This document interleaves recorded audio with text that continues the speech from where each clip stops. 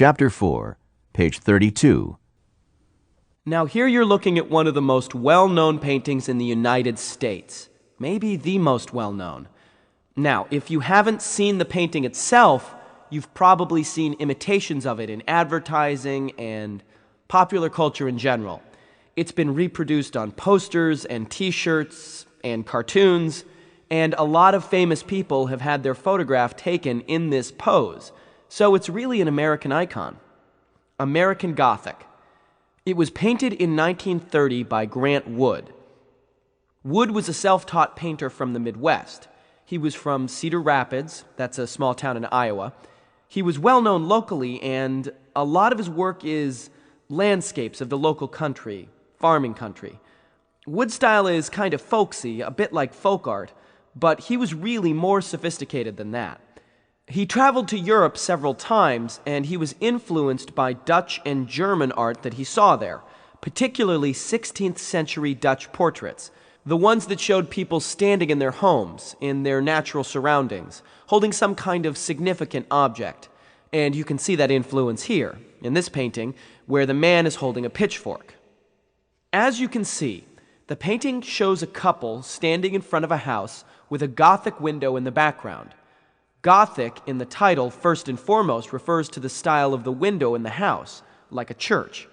When we think of Gothic windows, we usually think of the grand cathedrals of Europe, but here, the windows are in a very ordinary-looking house. It's actually not clear whether the couple is supposed to be husband and wife. Some people say that, and others say they're father and daughter. This is one of the mysteries about this painting.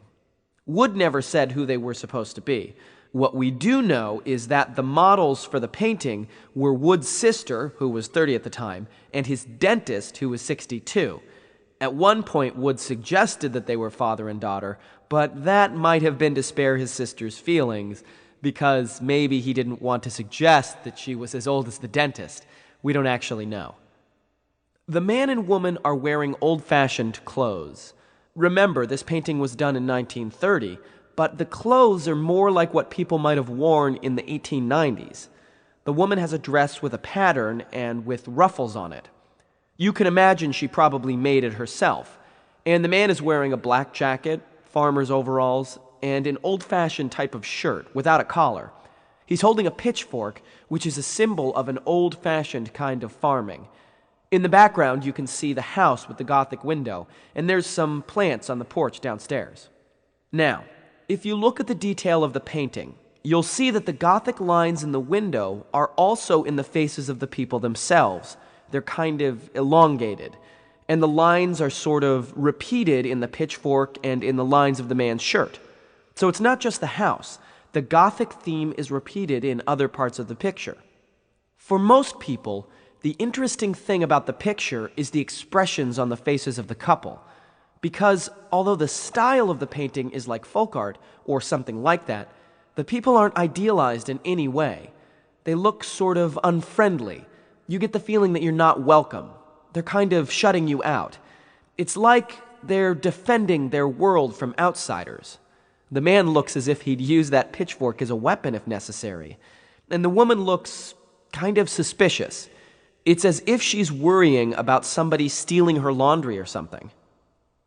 Because of the expressions on the faces, and because of the title of the painting, there was some negative reaction to it at the time. The word Gothic has a lot of kind of different connotations, but some of the meanings are dark, a little scary. And then other people point out that there's a contrast between the marvelous Gothic architecture in Europe, where you have all these beautiful cathedrals, and the architecture of the house here. Many people think that Grant Wood was being ironic, poking fun at farmers or people in small towns.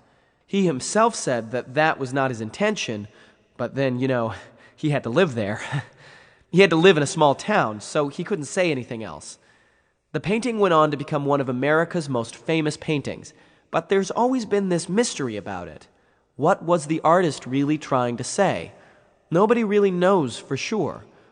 What do you think?